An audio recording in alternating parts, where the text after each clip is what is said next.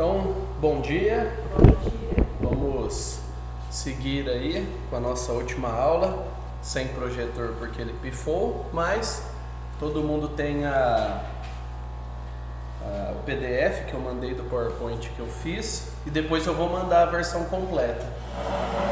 Então, essa é a parte final, né, do nosso estudo em Tiago, que foi corrido, foi feito para não ser exaustivo mesmo. Nós seguimos essa metodologia esse ano, né?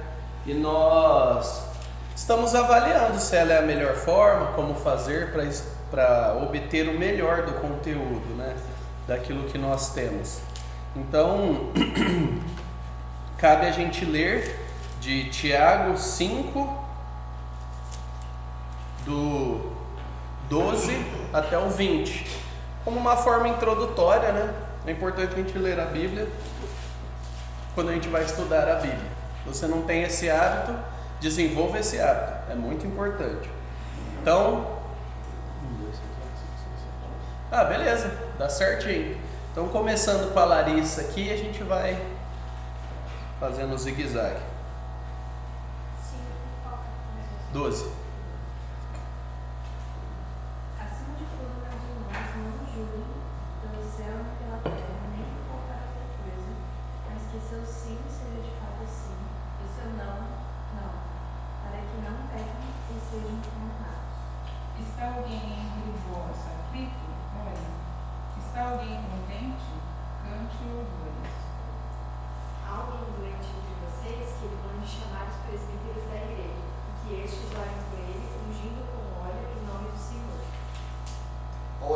Feita com fé curará o doente, o Senhor o levantará e, se houver cometido pecados, ele será perdoado.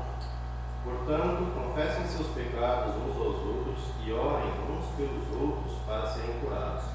A oração de um justo tem grande poder e produz grandes resultados. Elias era humano como nós, e orou fervorosamente para que não comesse e não produziu gratuito durante 3 anos.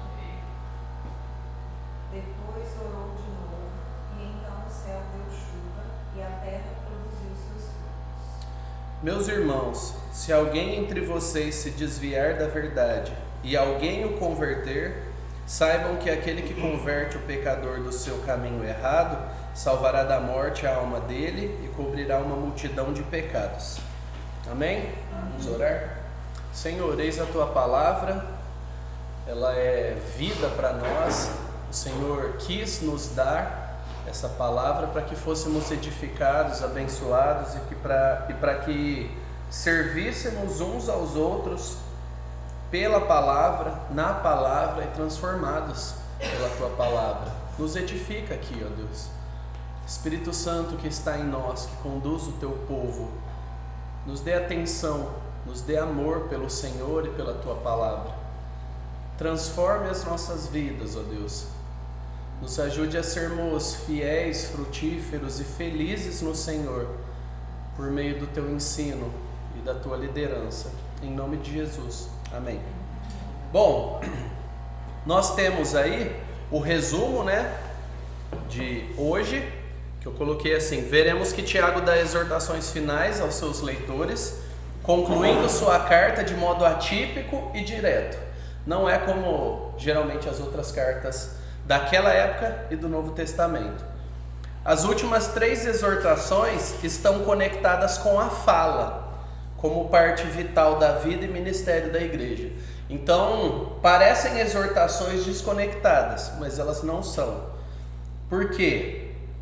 Quando a gente fala sobre o juramento, é fala. Quando a gente fala sobre oração, é fala. E quando a gente fala sobre falar com um irmão para que ele não continue no caminho desviado, envolve fala também. E ele já tinha trabalhado a ideia da língua e como a língua deveria ser utilizada, né, de uma forma que agradasse a Deus. Então é sutil, mas ele está trabalhando, costurando elementos que falam a respeito da fala na vida da igreja, né, como uma parte vital da igreja. Então a gente tem aí o resumo dos assuntos. O versículo 12, ele é único, ele trata um tema específico, que é a proibição de juramentos superficiais. De 13 a 18, nós temos um bloco maior com subdivisões, que é a oração como meio de cura. E 19 e 20, nós temos a convocação para ir atrás dos que se desviaram da verdade. Nós não vamos estudar o 19 e 20 hoje, eu vou gravar um vídeo específico, como eu tenho feito, porque eu acho que ele é mais rico para a gente desenvolver com mais tempo, né? E nós vamos trabalhar, se Deus quiser, de 12 a 18. Vamos tentar trabalhar de 12 a 18 da melhor forma possível. Então a gente tem aí, né, no que eu mandei para vocês, a proibição de juramentos superficiais. Alguém lê o texto de Mateus? De modo algum jureis, nem pelo céu, nem pela terra, nem por Jerusalém, nem jures pela tua cabeça. Seja, porém, a tua palavra sim, sim, não, não. O que disso passar vem do maligno. E Tiago vai falar de uma forma parecida: céu, terra, qualquer outra coisa. E aí ele dá um tom um pouco mais enfático, para que vocês não incorram em condenação. Ele foi um pouco mais enfático nisso, né? Vir do maligno e condenação não são coisas iguais, mas ele trouxe uma interpretação, vamos dizer assim, uma aplicação daquilo que Jesus falou. E aí, nós temos Hebreus 7, 21, vou pedir para alguém ler, 2 Coríntios 1, 23 e Gálatas 1, 20. Rapidão aí. Posso ler Hebreus 7, 21? Pode ler. Mas ele se tornou sacerdote com juramento, quando Deus lhe disse: o Senhor jurou e não se arrependerá, tu és sacerdote para sempre. Deus jurando aqui. Então a gente tem Deus jurando. Beleza? Tá claro. Agora, próximo. Invoco a Deus como testemunha de que foi a fim de poupá-los que não voltei por mim. Invoco a Deus. O que é o juramento? Invoco tal pessoa como testemunha. Isso é um juramento. Não está escrito que é um juramento, mas é um juramento. E Paulo fez, colocando Deus como fiador, vamos dizer assim. Agora Gálatas 1:20. Afirmo diante de Deus, o que lhes escrevo não é mentira. Afirmo diante de Deus. Deus que é testemunha sabe da minha afirmação. Por isso eu me apoio nele. Então, dito isso, né?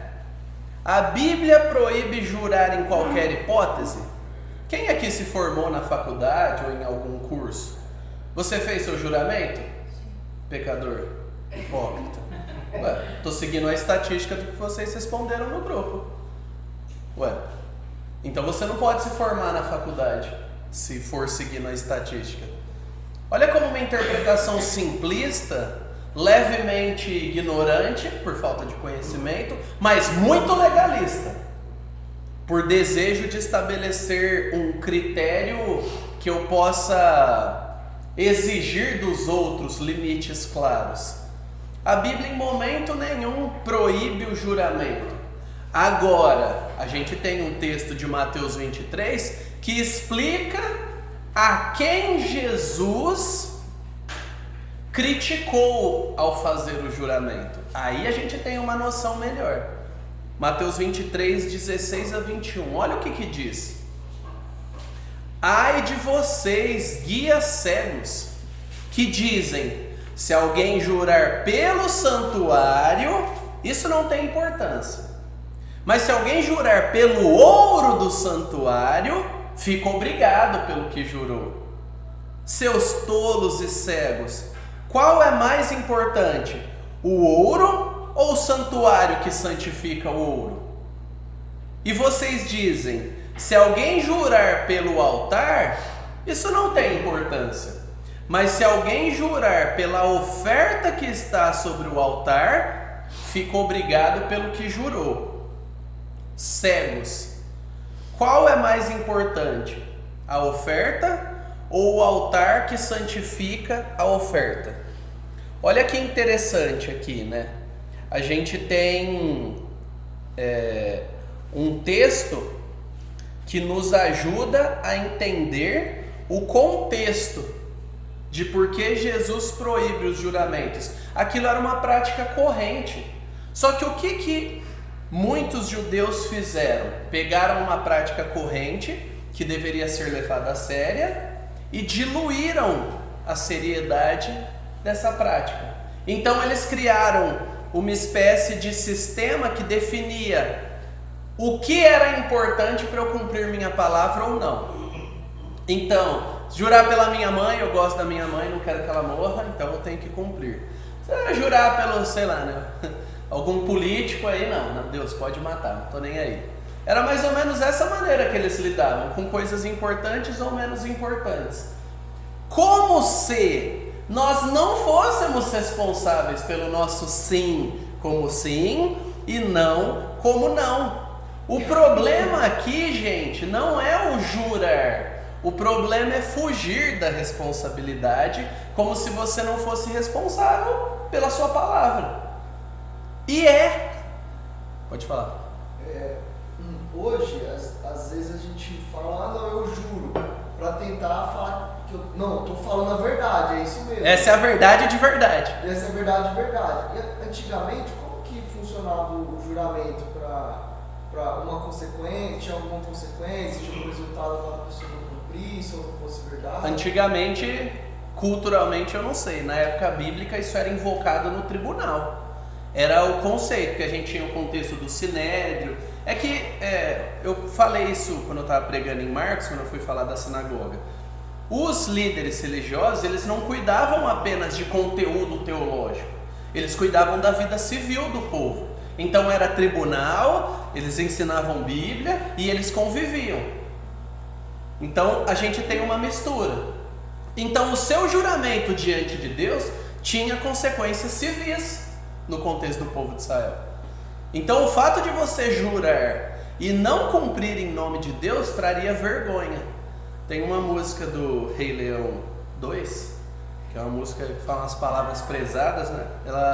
Ela fala vergonha, desgraça, humilhação para toda uma raça. Era esse o sentimento que eles queriam causar. E o legal é a gente criança cantando essa música, vergonha, desgraça. Aí você para ver e fala, gente, isso é música de filme infantil, né? Criança já acorda, né, falando isso. Mas era esse o sentimento, vergonha, desgraça, humilhação, descrédito. Pensa, o crédito, antes de existir cartão, crediário ou outras coisas, era baseado na palavra. Talvez era para você hoje ser rico, mas o seu bisavô ou avô perdeu numa partida de truco a fazenda que ele herdou da família.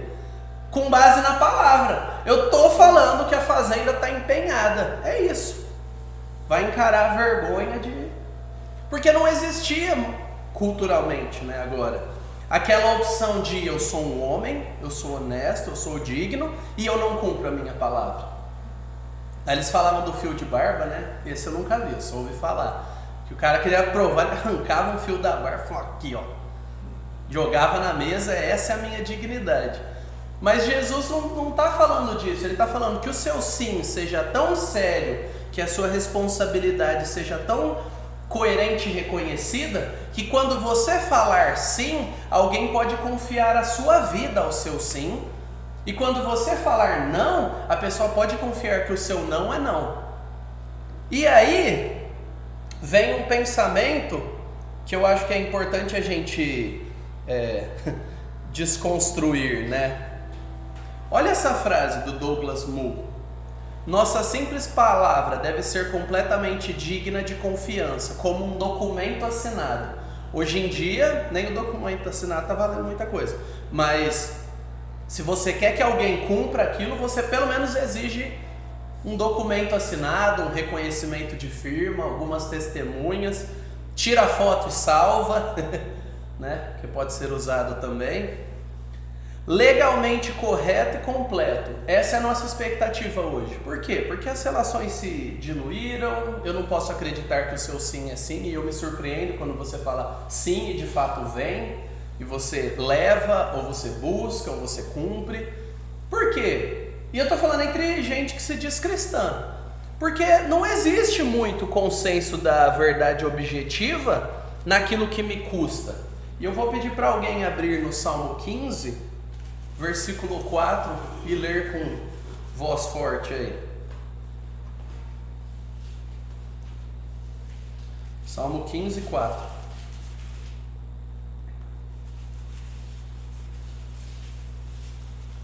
Rápido. Que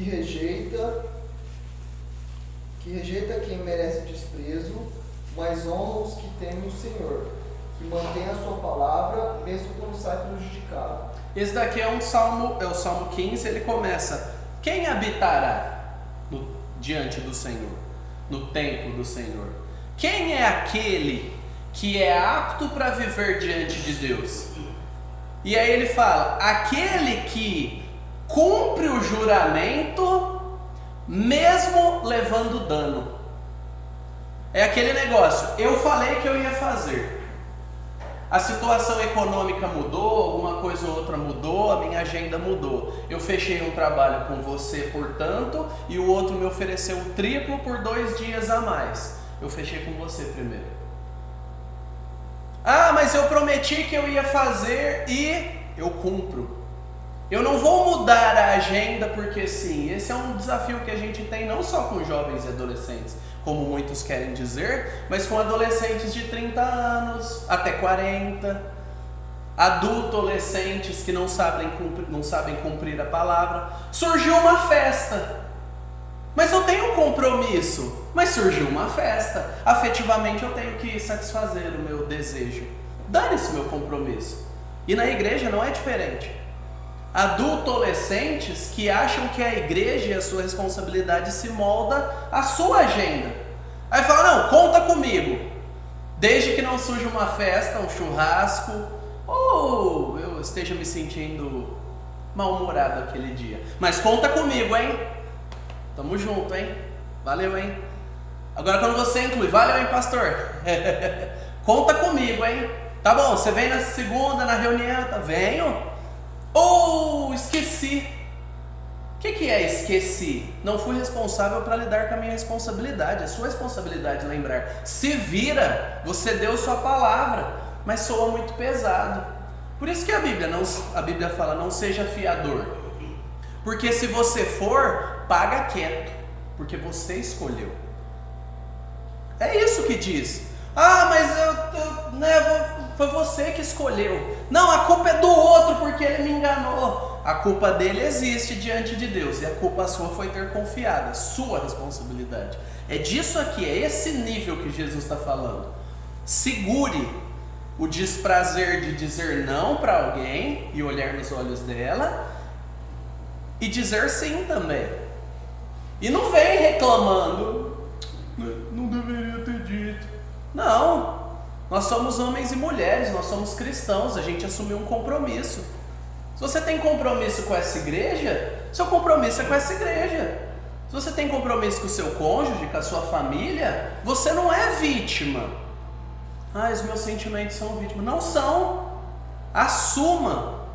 Sou estranho e ofensivo falar, seja homem, seja mulher, mas não deveria ser. Porque o que é ser homem e ser mulher? Seja responsável com aquilo que Deus te deu e aquilo que você assumiu diante dele.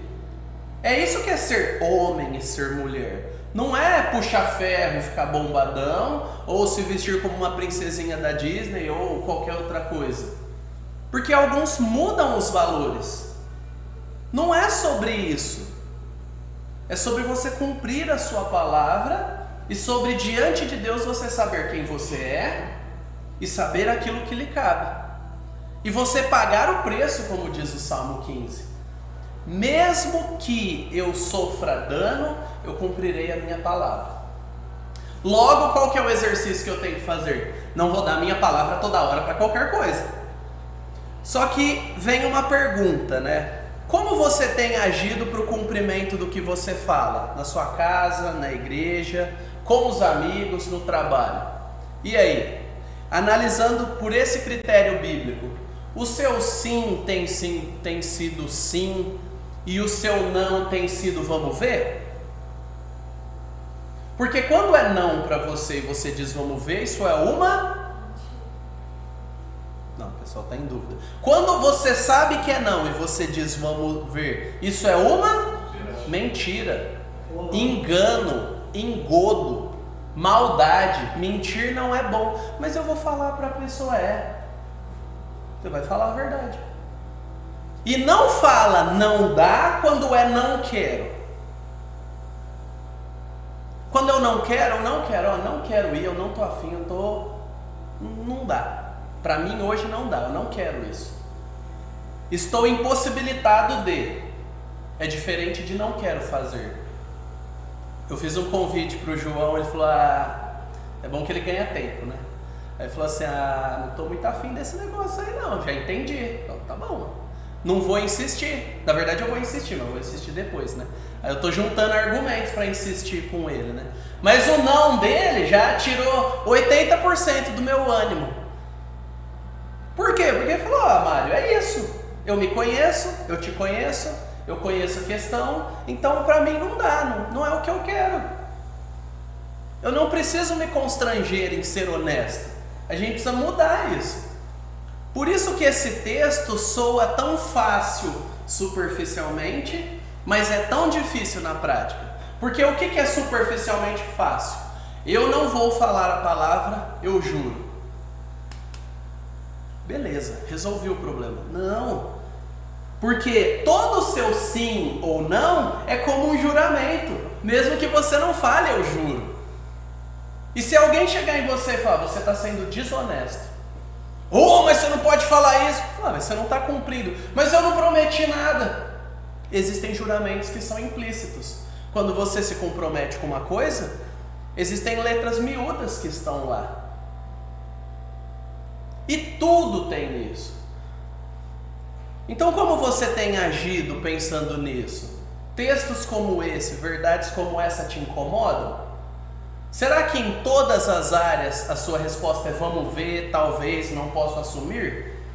Porque se em todas as áreas sua resposta é essa, você provavelmente tem o perfil de pessoas de relacionamentos superficiais, porque ninguém pode confiar em você e você não se compromete com nada ou se compromete momentaneamente com muitas coisas. Conta comigo, depois eu saio. Conta comigo, depois eu saio. Conta comigo, depois eu não posso. Fecha lá a quadra, vou jogar bola toda quarta, não sei o quê. 2 vezes eu vou, nas outras eu talvez até pago para não passar vergonha, mas eu não vou. Mas o ponto não é esse. Conta comigo, ministério tal. Não sei, não quero mais. Entende como esse tipo de falta de caráter afeta as nossas respostas? Você está todo na sua resposta. É você que está na sua resposta.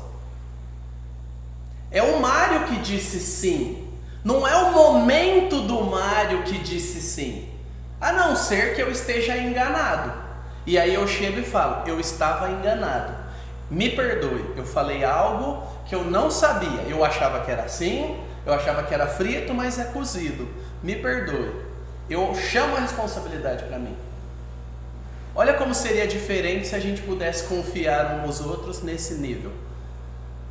Sem ficar, você vai mesmo? Mas você vai mesmo? Mas você está lembrando, né? Se fosse simplesmente, vamos fazer? Vamos, tal. Daqui 3 meses, 1 ano, 2, tal. Eu falei, você falou, respondi, boa.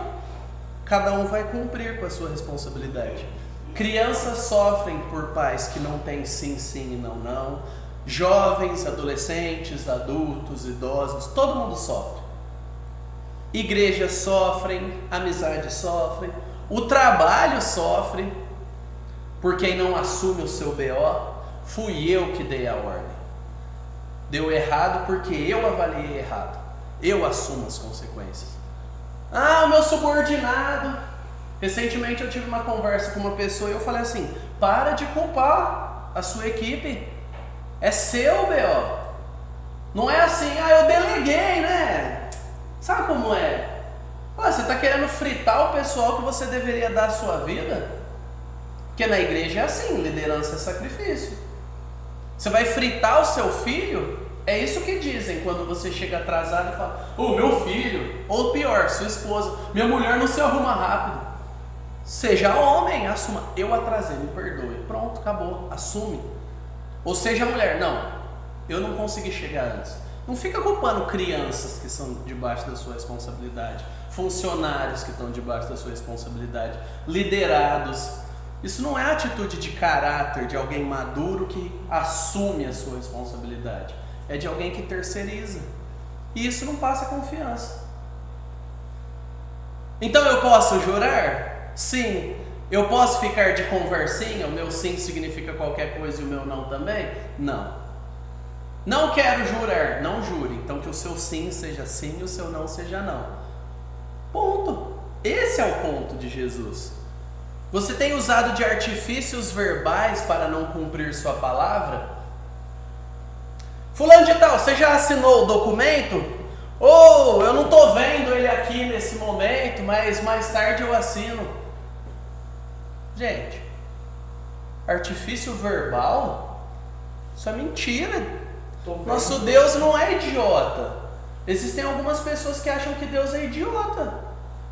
Ela fala assim, eu não quero aprender, porque senão Deus vai me cobrar. Mas o mesmo Deus que sabe que você está negligenciando aprender para ser cobrado, vai te cobrar independente, porque você é ciente. Você está negligenciando a busca. E quantas vezes a gente ouve isso? Não quero aprender. Recentemente estava conversando com meu sogro. Ele está mudando de cidade, mudando de igreja. Ele falou: fulano de tal começou a ir numa classe lá na igreja dele. Cara velho de igreja. E aí ele foi em duas. Aí foram atrás, conversando. E aí, você sumiu. Ele falou: não, eu tô vendo que lá no final vão ter coisas e eu não tô preparado para lidar com isso. Assim, graças a Deus que ninguém é tão ousado na Nova Aliança para falar uma coisa dessa para mim ou para alguém da equipe, Pelo menos o pessoal mente melhor. Mas falei, o cara se sentia à vontade, e é um líder de igreja, para falar para outro líder: eu não quero aprender porque eu não quero mudar de vida. E tudo bem? Olha o nível que a coisa tá. E às vezes o que nós passamos é por isso. E a gente não tem coragem de fazer do nosso sim, sim. E o nosso sim, quando nos tornamos membro de igreja, é: se você está vendo o seu irmão em pecado, o seu compromisso é falar com ele. Não é fofocar, não é ignorar, não é torcer para dar certo. Se você está vendo que o seu irmão está indo por um caminho, mas eu não tenho intimidade, não existe a palavra intimidade antes. Nós somos igreja, mas eu não tenho intimidade. Vai lá, construa vínculo, se aproxime. Em nenhum texto está: e exortarás o seu irmão a quem tem intimidade. Em outro caso está desculpado. Não existe isso. Isso já prepara o caminho para as próximas coisas, Você fala coisas que sabe que não vai cumprir? Pense nisso. Isso joga contra você. Isso joga contra mim. Beleza? Essa é só a primeira parte, Só um versículo. Pode falar.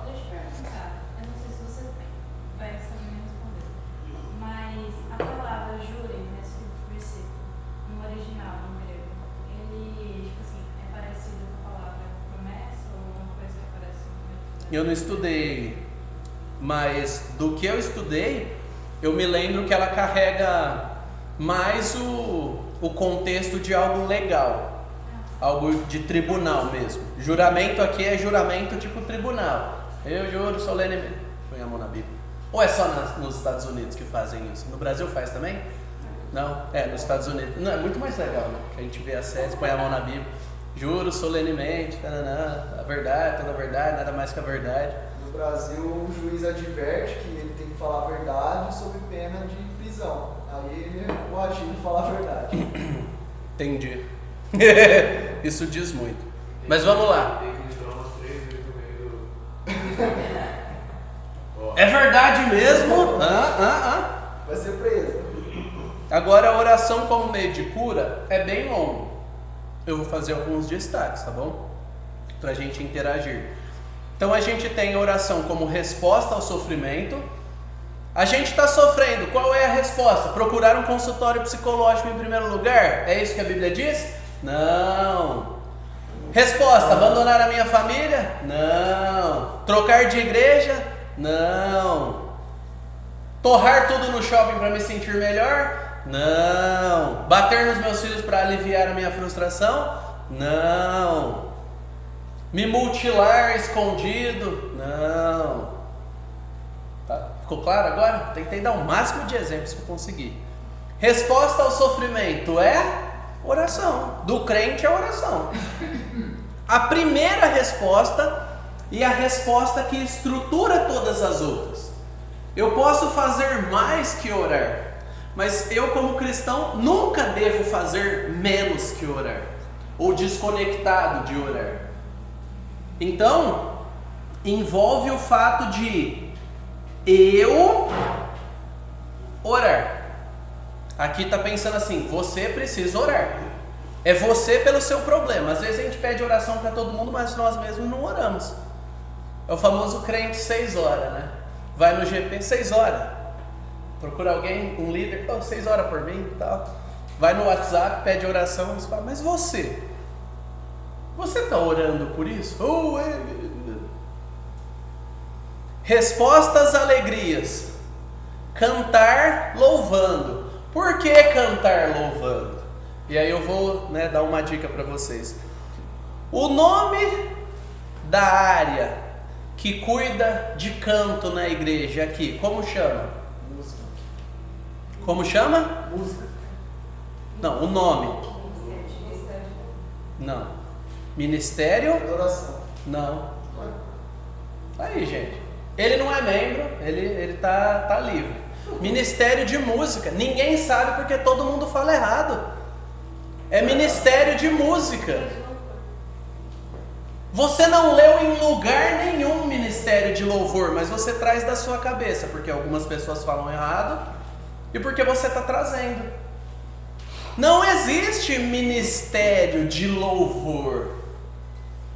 Louvor é uma resposta em adoração a Deus. É uma resposta piedosa de reconhecimento e engrandecimento a Deus. O mudo não louva, então? Eu fiz essa pergunta para alguém, só se ele souber Libras, né? Mas se é ministério de louvor cantando, o mudo não louva. Então, olha, a gente tem algumas ideias, gente, que são sem sentido, mas a gente carrega essa cultura e vai reproduzindo. Não é ministério de louvor que chama. Como chama aqui na nossa igreja? Ministério de... O que eles fazem? Música. A música pode ser um meio para louvar? A música é louvor? Pode ser que alguém está tocando e não está louvando a Deus genuinamente. Pode ser que alguém não está tocando e está louvando a Deus. Pode ser que eu estou cantando e louvando, eu estou quieto e louvando. Agora, Deus nos manda cantar e tocar? Não todos, né? Porque nem todos tocam. Sim, Ele convoca o povo a cantar com alegria. Significa que toda vez que eu vier aqui e ficar calado, eu estou certo? Não, é o oposto disso. Não querer cantar a Deus e cantar com o coração tem algum pecado, algum desvio na sua mente. Agora, um dia você está reflexivo, está triste, sei lá, você quer ficar quieto, você quer ouvir e refletir e orar, está tudo bem. A não ser que você esteja ministrando, que aí você não tem essa opção, né? É um péssimo dia para querer ficar quieto, se você quiser ministrar. Vou fazer um louvor mudo, gente. Não. Agora você está sentado lá, está tudo bem. Agora o que é normal? Vamos cantar com alegria, vamos aproveitar esse momento. Tá no GP? Canta. Tem gente que toca? Canta. É música no YouTube, no Spotify? Canta. Nós somos um povo chamado a cantar. Agora, não chame cantar de louvor. Que louvor pode ser através do canto, da oração, reconhecendo quem Deus é, evangelizando, aconselhando alguém, exortando alguém. Louvor é amplo, porque está ligado à adoração, que é uma vida que nós temos. Ah, Mário, mas vamos continuar falando errado. Você quer que seu filho fale errado? Ensine seu filho a falar errado. Não, mas aí para ele é importante. Então por que a gente vai falar errado na igreja e não vai corrigir? Você quer que seu filho fale problema ou problema? Tem algumas variações que é problema, que esses são mais raros, né? Alguém já ouviu alguém que fala problema? Esse daí é mais raro. Você não quer que seu filho fale errado. Por que nas coisas de Deus a gente faz de qualquer jeito? Não deve ser assim. Nós precisamos ser precisos naquilo que é precioso. Você quer falar o nome do seu cônjuge certo, você não quer que falem errado. Né, Ferdinando? Não é legal você estar na igreja e os outros te chamando de... Como é que é? Roberto. O nome dele é Ferdinando. Fernando, ele até tolera nas primeiras vezes, mas Roberto não dá. Imagina você ficar anos aqui sendo chamado de Roberto, e aí sua esposa está ouvindo e... tudo bem, o nome dele é Roberto mesmo. Se você ama, você fala, não, o nome dele é esse. E com as coisas de Deus, se nós amamos a Deus, é a mesma coisa. É isso, gente. Vamos falar corretamente. A gente tem que valorizar a precisão naquilo que é precioso para nós. E isso vale para qualquer área. É que a de música traz mais bagunça, né? Fora quando citam levita, né? Eu nunca vi ninguém voando e flutuando lá na frente, mas o pessoal é doido com levita. O terceiro, a resposta às doenças deve ser a oração feita pelos líderes da igreja, pela comunidade e individualmente. Existem algumas nuances aí no versículo 14, 15, adiante. Então eu vou fazer alguns destaques, né? Deus manda que oremos. A gente tem 2 salmos, um salmo e um provérbio que eu coloquei aí, né? Então quando nós sofremos, o que a gente faz? A gente ora, a gente leva para Deus. E um dos grandes pontos chatos na igreja moderna é a ausência de lamentos. Isso é chato, isso empobrece. Às vezes você só quer sofrer. Sofrer o seu momento louvando a Deus porque você está sofrendo. Não vem com cântico de vitória para o pessoal do Rio Grande do Sul 2 dias depois de morrer um monte de gente, perder tudo. Porque o nosso general é... Não é momento disso. É momento de sofrer, de lamentar. Salmos está cheio de lamento. A gente tem que curtir o nosso sofrimento como parte do processo. Senhor, eu estou angustiado. Me ajuda. Eu não sei o que fazer, Senhor. Tem que ter espaço para isso na nossa liturgia. Porque nem todo mundo está pulando de alegria. Agora, não pode ser só, né? Aquelas músicas tristes. Aí tem a hora depois, né? Que o nosso general é Cristo mesmo. Aí a gente dá aquela levantada de esperança, né? Alguns salmos começam bem e terminam assim. Outros salmos começam mal, dá uma levantadinha e beleza. É assim, mas não pode ser tudo alegria, alegria, se sinta incomodado por não estar feliz o tempo todo e demonstrando um sorriso desse tipo. Isso não é verdade, isso não é igreja cristã. Isso é resultado de um mundo falso que nos obriga a usar máscaras. Então tem que ter espaço para tristeza. Você está bem? Não. Talvez eu não quero falar com você sobre isso, mas eu não estou bem. Ou estava precisando falar com alguém sobre isso, que bom que você notou. Ou aquele passo além, né? Eu tô vendo que você não tá bem. Você quer conversar? Quero conversar. Vamos conversar. Não tô a fim de conversar, mas ore por mim. Está difícil. Tudo bem, tem espaço. Mas não dá para ficar o tempo todo jogando versículos felizes. Sabe? Vamos ficar felizes. Às vezes você não tá feliz. Às vezes só tá difícil. Você não vê a luz no fim do túnel. Você sabe que Jesus está no fim do túnel, mas você não está vendo ele. Você vai mentir? Não. Você ancora a sua esperança, mas você é honesto consigo. Olha a personificação aqui de Deus falando. Invoca-me no dia da angústia. Eu te livrarei e tu me glorificarás. No dia da angústia. O dia da angústia chega. O dia mau chega. O dia da dor chega. O que nós devemos fazer? Fingir? Não, invocar. Lembrar. Provérbios 42, 5, né? Não é Provérbios não, está errado isso. Mas é outro salmo. Abatida, por que estás abatida, ó minha alma? Por que se perturbas dentro de mim? Espera em Deus. Olha ele falando consigo mesmo. É o salmista falando consigo mesmo. Ele está pregando a palavra de Deus para ele mesmo. Agora quando a gente está alegre, a gente tem o Salmo 18, que fala quando Deus salvou Davi nas guerras e ele celebrou a vitória. Ele se alegrou em Deus e alegrou com força. E o povo hebreu sabia fazer festa dá lição na gente. A gente acha que as nossas festinhas são alegres. Vamos ver as festas da Bíblia que o negócio pega lá. Agora quando Maria fala em Lucas 1, 46, 47. Olha como que ela se alegra.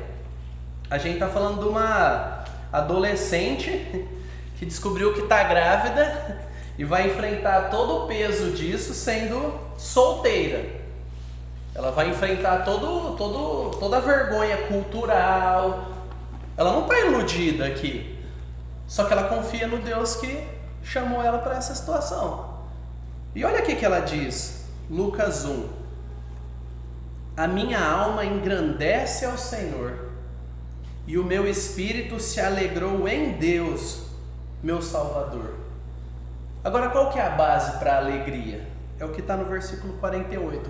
Porque ele atentou para a humildade da sua serva.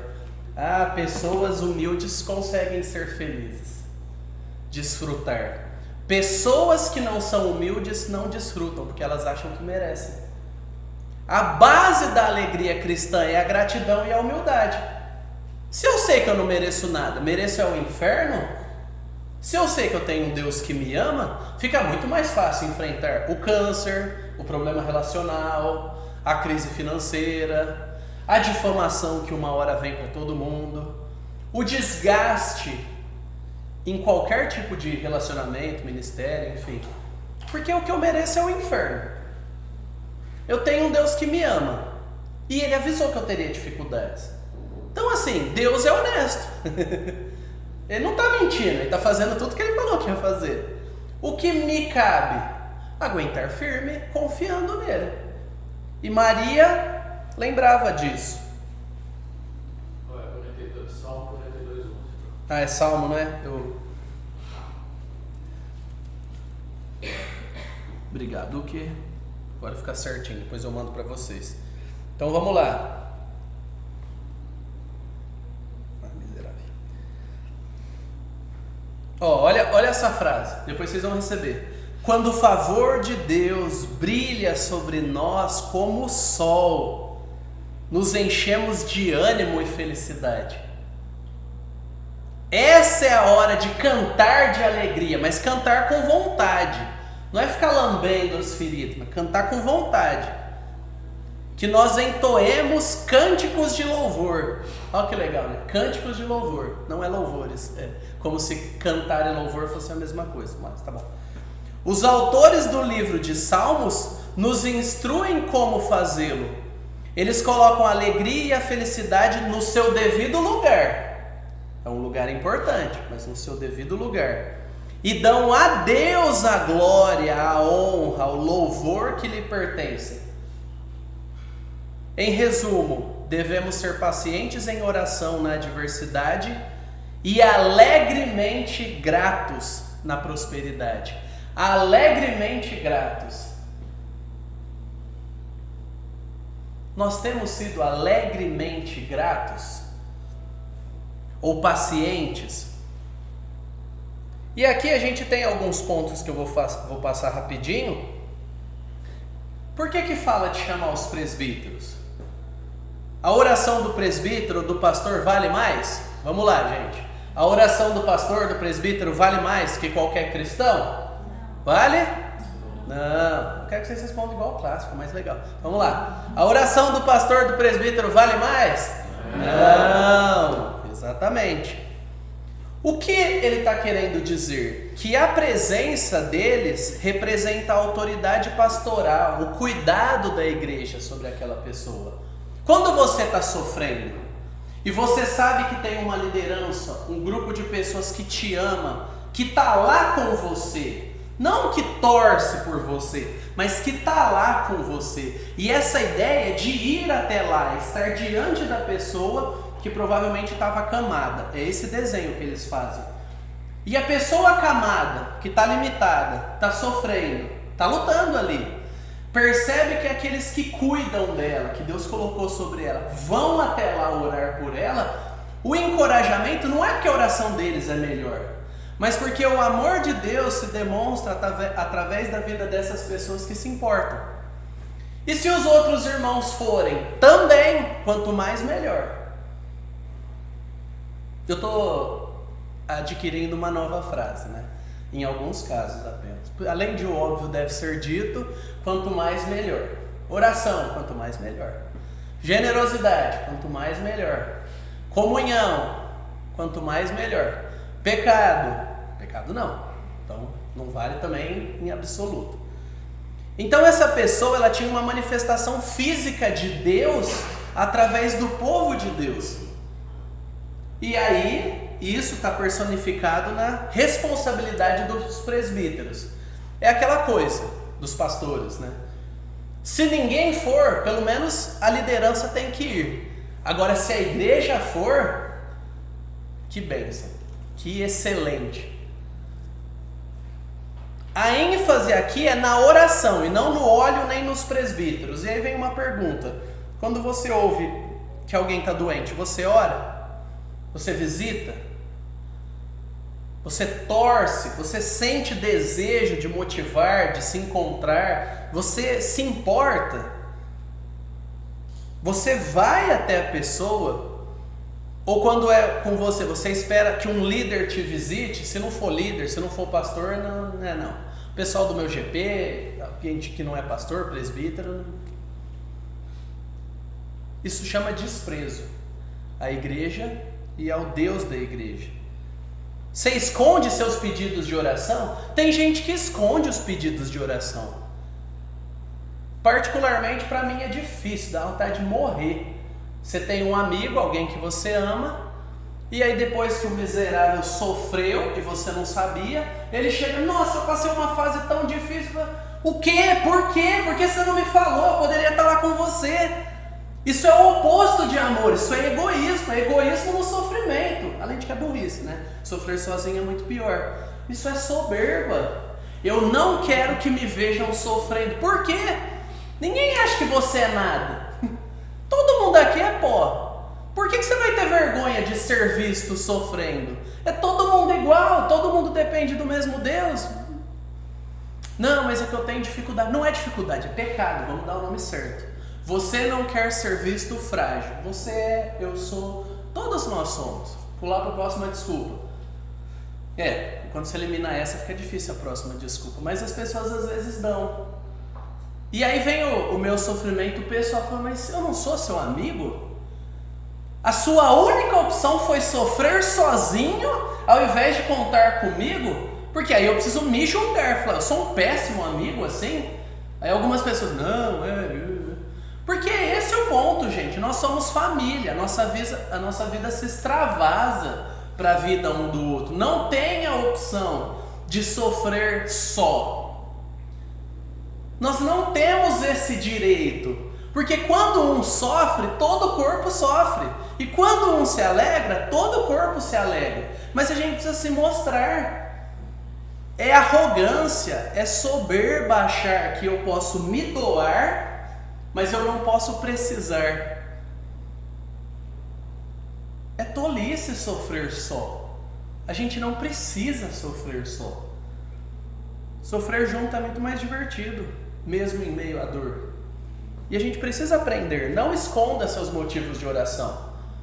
Envolve terceiros, pecado, outra coisa? Avalie a forma de contar, para quem contar, os detalhes. Mas esconder? Por quê? Para quê? Qual o sentido? Faz sentido. Curiosidade aqui. O óleo é algo especial aqui? Não. É azeite de Israel, né? Caríssimo hoje em dia. Para eles é normal, né? É igual uma piada que eu ouvi, né? Você sabia que todo morador de rua americano fala inglês e não precisa pagar curso? Você aqui precisa pagar curso. Assim como todo o azeite e óleo de Israel, para ele é só óleo. E aí às vezes a gente fala, não, vou importar o óleo de Israel, porque lá em Tiago fala. Mas para eles era o que tinha, eles não tinham outra opção. É isso. Não, tem que ser um óleo especial que não sei. Não. Eles estavam usando óleo de fritura. Frita aqui, cura lá. Talvez tinha algumas especiarias, um cheirinho melhor. Não há consenso. Nós temos relatos que os discípulos usaram óleo em curas, em Marcos 6,13, Lucas 10,34. Mas não é uma regra. E não está falando que é um óleo especial que ficou em cima da televisão quando Jesus orou ou alguém orou. Não, é óleo. Agora, curiosidade, olha o que esse negócio virou. É daqui que sai o conceito de extrema-unção. Alguém aqui já foi católico? Praticante. Católico de verdade, católico praticante. De pedir bênção para o Papa e se importar com isso. Eu nunca fui, então... Mas o conceito de extrema-unção, que se transformaram num sacramento, né? Algo extremamente importante para aquele que está perto de morrer, que tem o objetivo de perdoar os pecados, é baseado nesse texto aqui. Porque usa óleo, o pessoal da igreja vem, ora e depois fala, se tiver, né, pecado, seu pecado vai ser perdoado. Uma distorção absurda. O ponto é o óleo, gente? Ou azeite? Não, o ponto é a oração. O óleo é especial, é mágico? Não. A água em cima da televisão que foi orada por qualquer pessoa é especial? Não. O ponto é a oração. O ponto é o Deus a quem nós oramos, nem a oração em si. Manter o símbolo é um problema? Tipo, eu conheço da minha igreja que eu vinha, orar, os presbíteros oram pelos doentes e passam lá um olhinho, mas as pessoas não acreditam que é isso que cura. Se eles entendem que eles estão sendo fiéis a Deus no cuidado com o rebanho e não colocam a fé naquilo, beleza. É só um símbolo. Né? É um símbolo. Se eles entendem que se não tiver a oração não vale, aí tem outro problema. Então eu gosto de desconstruir para entender. Se tiver, tá certo. Mas e se tirar? Te incomoda? Ah, incomoda. Então você está colocando a fé nisso. Não, se tirar também não tem problema. Então beleza. Porque o ponto aqui é a oração a quem é feita. Muitas pessoas falam, o poder da oração. A oração não tem poder nenhum, gente. Quem tem poder é o Deus a quem a oração é feita. É Ele que qualifica a oração.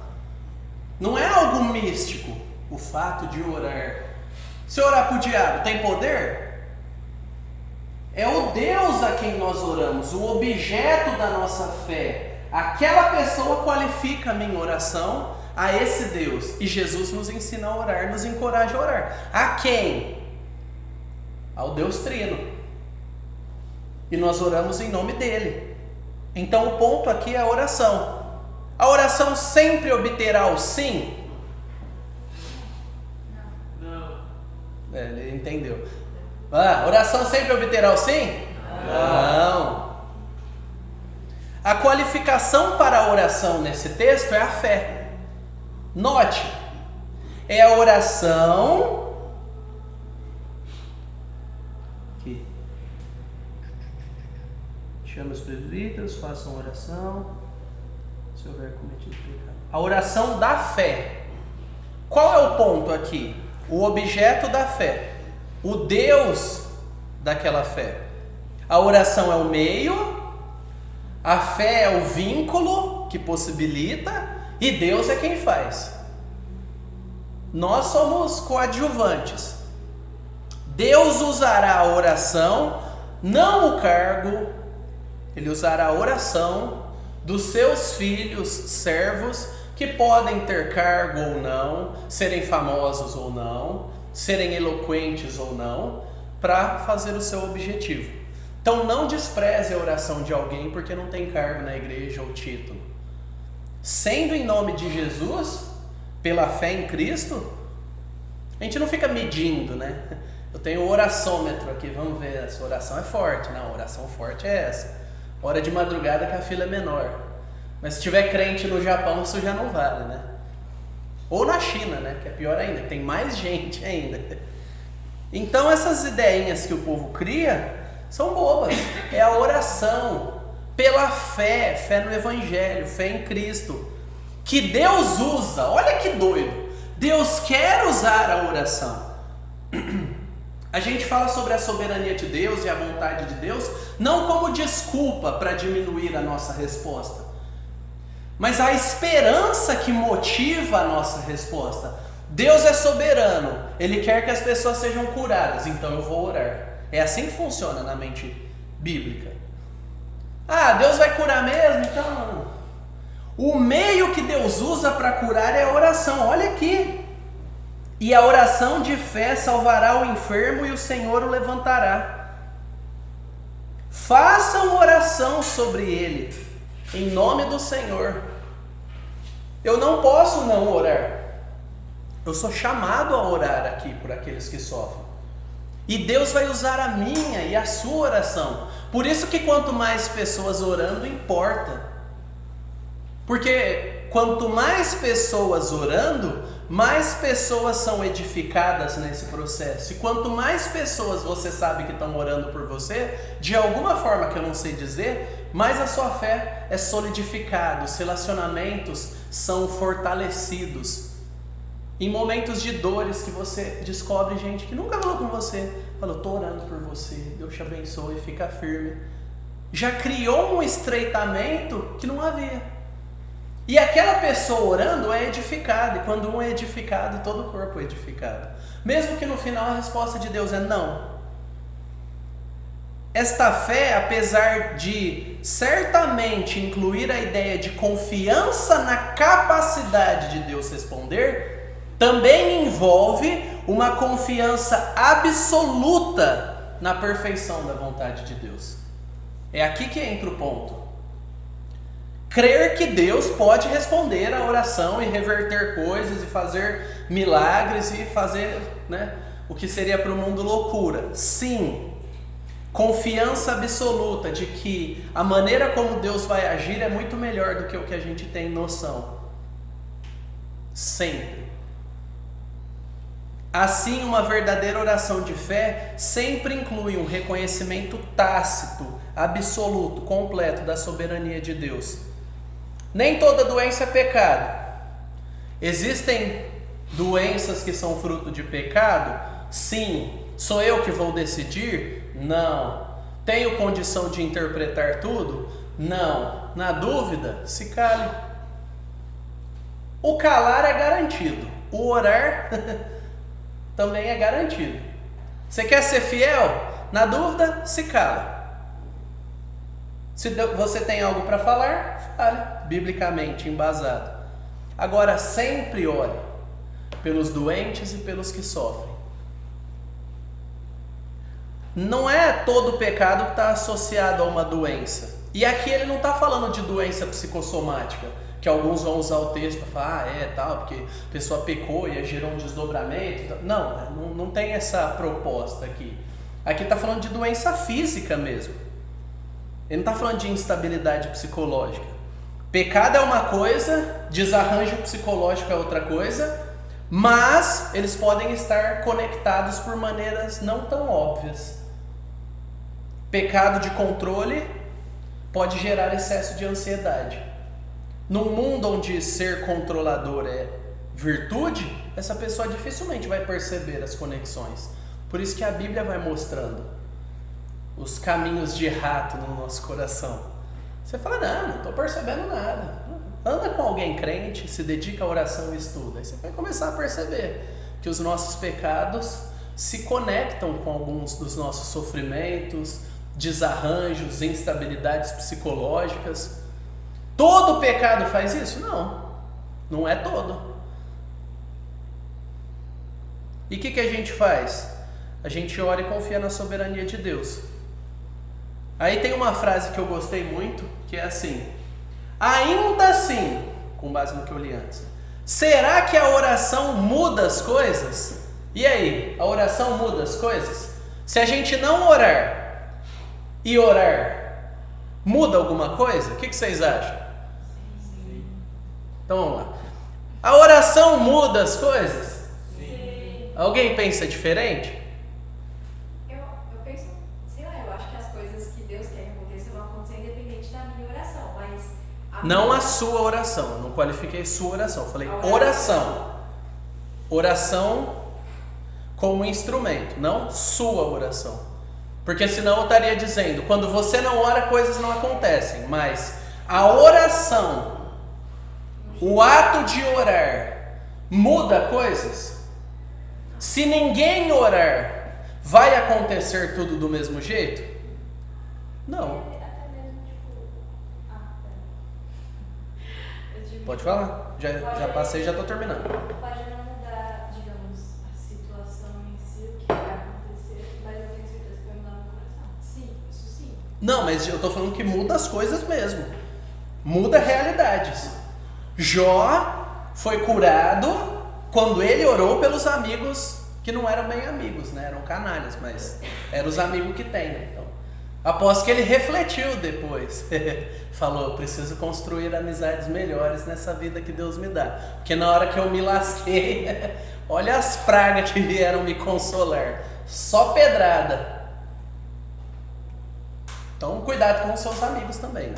Mas Deus mudou a vida, mudou a sorte de Jó. Você pode ler lá, no 42, se não me engano, ou no final do 41. Quando ele orou pelos amigos. Deus não iria mudar a sorte de Jó se ele não orasse? Nunca saberemos, mas o fato dele orar foi um instrumento que Deus usou. Esse é o ponto. Oração não é uma coisa só nossa. Oração é o meio que Deus determinou para que as coisas dele aconteçam. Então ele vai levar o povo a orar. Então, oração muda as coisas? Sim. A minha oração muda as coisas? Talvez. Percebeu? Por isso que a gente não pode hiperpersonalizar, porque pode estar um monte de gente orando e de repente eu não orei e eu fui beneficiado. E eu estou orando muito e não aconteceu o que eu gostaria. Mas o instrumento é, nós vamos orar e Deus vai fazer a vontade dele. A oração muda as coisas? Acredito que sim. Esse é o Grant Osborne. Pois, olha que eu nunca tinha pensado nisso. Eu não concordo com tudo do cara, mas tem muita coisa que eu concordo, por isso que eu estou citando. Pois a oração canaliza a presença de Deus em situações como o versículo 16, que ela é poderosa e eficaz. Muito pode por sua eficácia a súplica do justo. Ela pode fazer coisas. Ela de fato faz. De acordo com a vontade de Deus? Sim. Eu conheço a vontade de Deus? Não. Então o que eu faço? Oro. Então o meio de Deus cumprir a sua vontade soberana é através das orações do seu povo. De forma que se nós não orarmos, nós perderemos da presença de Deus e dos privilégios da comunhão e das respostas. Olha que doido. Deus nos chamando para fazer parte. E Ele não é menos soberano por isso. Ele é soberano e cumpre a sua vontade através de um povo. Só que você não vai morrer de fome. Agora você quer a cereja no bolo?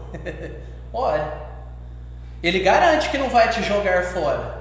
Agora você quer ter uma vida e um relacionamento com Ele melhor, mais vivo, mais empolgante, mais alegre? Busque, ore. Quando toda a comunidade e outros concordam e oram, são feitas coisas que de outra forma não seriam. O trabalho real da oração e da fé e sua relação com a soberania de Deus permanece um mistério, mas toda a Escritura concorda que a oração faz a diferença. E deixo sempre com a Escritura a decisão final. Amém? A oração muda as coisas? Sim. A minha oração muda as coisas? Talvez não. Na dúvida, ore. Beleza? Isso não é uma dica, isso é uma orientação bíblica que Deus nos dá. Vamos lá? A parte da confissão de pecados. Eu estudei, eu avaliei, é obrigatório, não é uma dica. Quem interpreta a Bíblia como dica, interpreta Jesus como opção. Jesus não é opção, não é dica. Paulo não dá dica, ele é apóstolo de Deus. Ele dá uma orientação. Confesse os seus pecados para ser curado. Todo mundo tem que confessar os seus pecados para todo mundo? Não. Mas todo mundo tem que confessar os pecados para alguém? Só se quiser ser curado. Às vezes você não quer ser curado, se quiser se lascar, você pode se lascar. Dentro de um limite que Deus estabelece. Deus é paciente. É aquele negócio, você pode viver uma péssima vida, mas ainda é vida. Ou você pode viver uma vida melhor. Você pode negligenciar isso e não viver o benefício disso, que é ser curado, ser edificado, ser transformado. Essa colocação nesse contexto de cura propõe que há uma ligação entre pecado e doenças físicas? Sim, mas muito mais do que isso. Cura, vida, é mais profundo. A vida de Deus em nós, a vida que Deus promove em nós, ela extrapola a realidade física. Ela envolve física, espiritual, mental, psicológica, afetiva. Se você quiser ser sarado, transformados, se nós quisermos ser juntos, nós precisamos concordar que nós precisamos sim de pessoas. E é aí onde o discipulado é tão importante. Você precisa de um grupo de pessoas do mesmo sexo que o seu, para você olhar nos olhos e ser você. Em toda a beleza de quem você é, em toda a porcaria que tem dentro de você. Você precisa ter pessoas que são o seu grupo base, a galera que segura a onda. Gente que se você falar, gente, eu acredito nisso, pode ser uma heresia absurda. Ninguém vai falar, meu Deus, nunca esperaria isso de você. Mas as pessoas vão lidar com tranquilidade e te guiar biblicamente. Gente, eu fiz isso. Ninguém vai te julgar como se essa pessoa nunca pudesse cometer esse pecado, porque ela sabe que pode. E ela vai te conduzir. Agora, às vezes você não tem ninguém assim. Você precisa procurar alguém e começar a criar esse vínculo. O ponto é, para nós sermos sarados, nós precisamos confessar. Confessar é concordar. Essa é a raiz da palavra. Concordar com Deus que eu sou aquilo que Ele diz e não sou aquilo que eu deveria, que Ele também diz que eu deveria ser. E aí eu me arrependo e aí eu assumo as mudanças. Mas a confissão é um processo importante. E 1 João 1,9 já diz: se confessarmos os nossos pecados, Ele é fiel e justo para perdoar os pecados e nos purificar. Perdoar e purificar. Não é só perdoar e faz de novo infinitamente e quanto quiser, eu não estou nem aí. Perdoar e purificar. A confissão é bidirecional, pois nos abrimos tanto para Deus como uns para os outros. Esse exercício é importante. Tiago está falando de uma forma muito mais geral sobre a saúde espiritual da congregação aqui. Eu e você precisamos ter gente que a gente abre o coração. A gente precisa ter gente. E detalhe, não se ache parte de uma nata espiritual que eu só posso me relacionar com pessoas que leram a Bíblia no mínimo 3 vezes e leram 355 livros. Ou não, só pastores e líderes que estão preparados. Você não é o alecrim dourado. Você é o crente normal. Assim como nós somos. Equipe pastoral, diaconia. Só tem crente normal na igreja. Cheio de defeito, cheio de dúvida e às vezes erra no básico. Só tem crente normal. Não existe super crente aqui. Agora, existe gente que está numa fase firme, que pode te ajudar, e outros que estão numa fase capengando, que você precisa ajudar. Isso faz diferença. Saiba diferenciar qual é a sua situação e as dos outros. Mas é sobre o cuidado na comunidade. Nós, da comunidade do povo de Deus, somos responsáveis pela saúde do todo, através do um para com o outro. Todos somos responsáveis pelo todo. Como eu faço isso? Sendo fiel no meu relacionamento para com indivíduos. Entendeu? Eu cuidando do meu pouco e você cuidando do seu pouco, nós estaremos cuidando do todo. E a comunhão é um dos pilares que a igreja repousa e que faz com que nós possamos fazer isso. Amém? Deus os abençoe. Já extrapolei além do que devia. Vão tranquilos. Desçam lá quietinhos, né? Não fica batendo papo no corredor. E aí eu vou gravar um vídeo com a continuação dos versículos 19 e 20. Porque